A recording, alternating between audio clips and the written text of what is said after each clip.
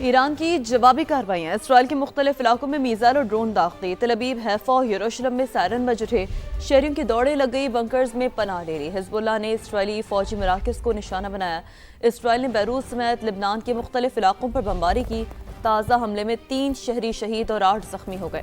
شہادتوں کی تعداد 75 ہو گئی۔ اسرائیلی جارحیت کے باعث 18,000 لوگ بے گھر ہو گئے۔ سعودی وزارت دفاع کے مطابق الخرج شہر کے قریب 3 کروز میزائلوں اور 3 ڈرونز کو تباہ کر دیا گیا۔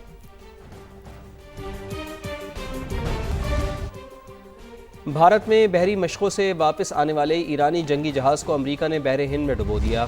ایرانی نیوی کے فریگیٹ کو بھارتی حدود سے بین الاقوامی پانیوں میں پہنچتے ہی نشانہ بنایا گیا۔ تباہ ہونے والے جہاز سے پیغام ملنے پر شری لنکن نیوی مدد کے لیے پہنچ گئی۔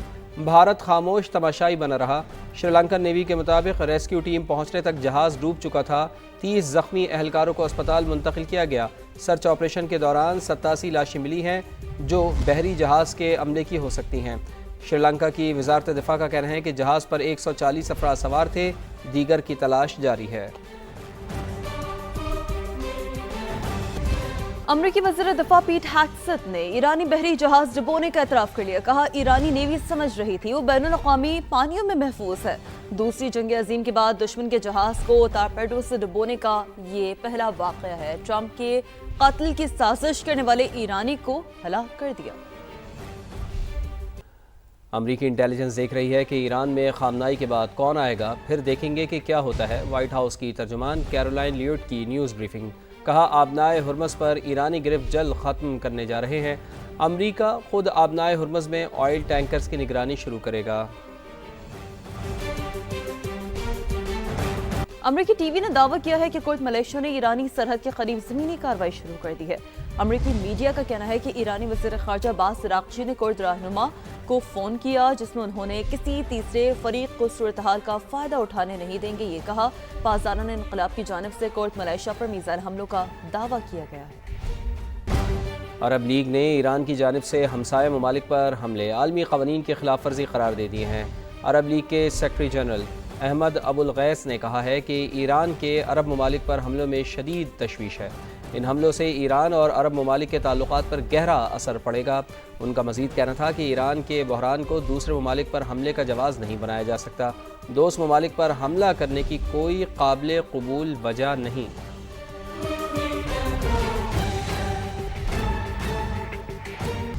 قطری وزیراعظم سے ایرانی وزیر خارجہ عباس عراقچی کا رابطہ ہوا ہے۔ مشرق وسطی کی صورتحال پر تبادلہ خیال کیا گیا۔ قطری وزیراعظم نے کہا ایران نے ایئرپورٹ سمیت اہم تنصیبات پر حملے کیے، انڈسٹریل زون میں LNG پلانٹس پر بھی میزائل داغے، شہری اور رہائشی علاقوں کو بھی نشانہ بنایا۔ عباس عراقچی کا کہنا تھا کہ ایرانی میزائل حملے امریکی مفادات پر مرکوز تھے، ریاست قطر کو نشانہ نہیں بنایا گیا۔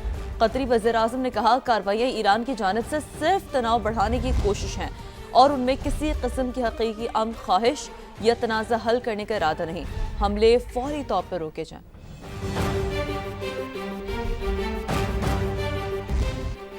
امریکی اور صہیونی فوجی جارحیت نے ہمارے لیے اپنے دفاع کے سوا کوئی راستہ نہیں چھوڑا۔ ایرانی صدر مسعود پزشکیان کا ایکس پر پیغام۔ کہا خطے کی سلامتی اور استحکام فریقین کی مشترکہ کوششوں سے ہی یقینی بنایا جا سکتا ہے۔ ہم ہمسایہ اور برادر ممالک کی قیادت کا احترام کرتے ہیں۔ برادر اور ہمسایہ ممالک کے سربراہان نے جنگ سے بچنے کے لیے سفارتی ذرائع سے بھرپور کوششیں کی ہیں۔ چاہتے ہیں امریکہ اور ایران کا کشیدگی ختم ہو جائے۔ پاکستان اور دوست ممالک امریکہ اور ایران کے درمیان معاہدے کے لیے کوششیں کر رہے ہیں۔ مشیر وزیراعظم رانا ثناء اللہ کی پروگرام ریڈ لائن میں گفتگو۔ بولے ایران کو سعودی عرب سے گارنٹی لے کر دی ہے کہ ان کی زمین ایران کے خلاف استعمال نہیں ہوگی۔ سب سے پہلی بات تو یہی ہے کہ کسی طرح سے جو ہے وہ ایگریمنٹ ہو جائے جس کے نتیجے میں ایران جو ہے وہ اس تباہی سے بچے، امریکہ جو ہے وہ پیچھے ہٹ جائے۔ وہ ایگریمنٹ جس کے متعلق امریکہ یا پریزیڈنٹ ٹرمپ کہہ رہے ہیں کہ جی وہ کیونکہ نہیں ہوا تو اس لیے ہم حملہ آور ہو رہے ہیں، تو وہ ارینجمنٹ جو ہے وہ ہو جائے۔ اس کے اوپر نہ صرف ہم کر رہے ہیں بلکہ ہمارے کچھ دوست ممالک بھی جو ہے وہ اس بارے میں ترکی بھی ہے اس میں؟ جی بالکل، پرائم منسٹر کی بات ہوئی ہے پریزیڈنٹ طیب اردگان سے، تو وہ بڑی حوصلہ افزا اور بڑی یعنی پر امید ہے، اور اس میں کچھ ممالک جو ہیں وہ نیگیٹو اپنا شیطانی کردار بھی ادا کر رہے ہیں۔ خلیجی ممالک کے دوران جو معاملات ہیں یہ بہت زیادہ یعنی جو ہے وہ باعث پریشانی ہے۔ اس کے اوپر سعودی عرب اور ایران کے درمیان ایک ارینجمنٹ ہوا ہے۔ پاکستان نے ایران سے بات کی ہے کہ جی آپ مہربانی کریں اور یہ نہ کریں، خاص طور پہ سعودی عرب کی بات ہوئی تو انہوں نے کہا کہ جی وہ ہمیں اس بات کی گارنٹی دیں کہ ان کی سرزمین ہمارے خلاف استعمال نہیں ہوگی، تو ہم بھی اس بات کا یقین دلانے کو تیار ہیں کہ ہم یہ نہیں کریں گے۔ پھر سعودی عرب نے یہ جو ہے وہ شورٹی دی ہے وایا پاکستان۔ نائب وزیر اعظم وزیر خارجہ اسحاق ڈار کے سفارتی سرگرمیاں جاری، ایرانی سفارت خانے کا دورہ، تعزیتی کتاب میں تاثرات درج کیے، جبکہ ترک کا مصری وزرائے خارجہ سے ٹیلی فونک رابطوں میں مشرق وسطی کی کشیدہ صورتحال پر تبادلہ خیال کیا گیا۔ ترجمان دفتر خارجہ کے مطابق نائب وزیر اعظم وزیر خارجہ اسحاق ڈار نے اسلام آباد میں ایرانی سفارت خانے کا دورہ کیا۔ اسحاق ڈار نے ایرانی سپریم لیڈر آیت اللہ خامنائی کی شہادت پر تعزیت کی، سوگوار خاندان اور ایرانی قوم سے دلی تعزیت کا اظہار کرتے ہوئے کہا غم کی اس گھڑی میں ایرانی عوام کے ساتھ ہیں۔ ترک ہم منصب حاکان فدان سے ٹیلی فونک رابطہ کیا، دونوں وزراء خارجہ نے مشرق وسطی کی کشیدہ صورتحال پر تفصیلی تبادلہ خیال کیا۔ مصری وزیر خارجہ سے بھی ٹیلی فونک گفتگو کی گئی، دونوں رہنماؤں نے علاقائی امن و سلامتی کے لیے تعمیری مشاورت جاری رکھنے کا اعادہ کیا۔ ایران پر اسرائیلیوں نے حملہ کر کے مسلمان قوتوں کو للکارا ہے۔ اسرائیل سے کہتا ہوں کہ پوری دنیا کے مسلمانوں کو نہ چھیڑو، ہم سب مل کر تمہیں نہیں چھوڑیں گے۔ گورنر سندھ کامران ٹیسوری کی کراچی میں گفتگو، کہا بھارت نے ہمیں چھیڑا، اسے دنیا میں کہیں کا نہیں چھوڑا۔ افغان طالبان بھی اپنی کمی گاہیں چھوڑ کر بھاگ رہے ہیں۔ ایران پر یہودیوں نے، اسرائیلیوں نے حملہ کر کے ایک بار پھر مسلمان قوتوں کو للکارا ہے۔ میں کہتا ہوں کہ اسے نہ چھیڑو، اگر چھیڑو گے تو ہم سب مل کر تمہیں چھوڑیں گے نہیں۔ جب بھارت نے ہمیں چھیڑا تو ہم نے اسے بھی نہیں کہیں کا چھوڑا۔ ہم نے وہ مزہ چکھایا ہے افغان میں موجود دہشت گردوں کو کہ وہ بھی اپنی تمام جو کمین گاہیں تھیں انہیں چھوڑ کر بھاگ نکلے۔ اہم ترین اپڈیٹ یہ ہے، پیٹرولیم قیمتوں کی 15 دن کے بجائے اب ہفتہ وار جائزہ لینے کی تجویز سامنے آ رہی ہے۔ حکومت کا پیٹرول اور ڈیزل کی قیمتوں پر ہنگامی اقدامات کا یہ اہم فیصلہ ہے۔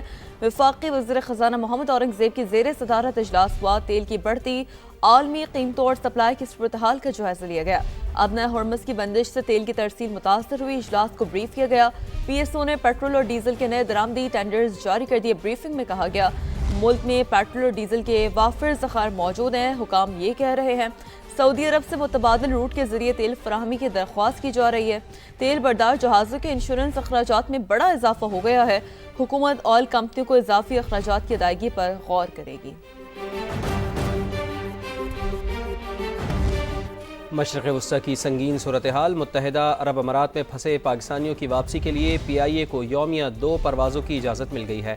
جدہ، ریاض اور مدینہ کے لیے پروازیں معمول کے مطابق جاری ہیں۔ ایمریٹس ایئر لائن نے دبئی سے آپریشن 7 مارچ تک معطل رکھنے کا فیصلہ کیا ہے۔ ایئر عربیہ کا یو اے ای سے فضائی آپریشن 9 مارچ تک معطل رکھنے کا اعلان۔ سعودی ایئر سے پروازیں 6 مارچ تک معطل رہیں گی۔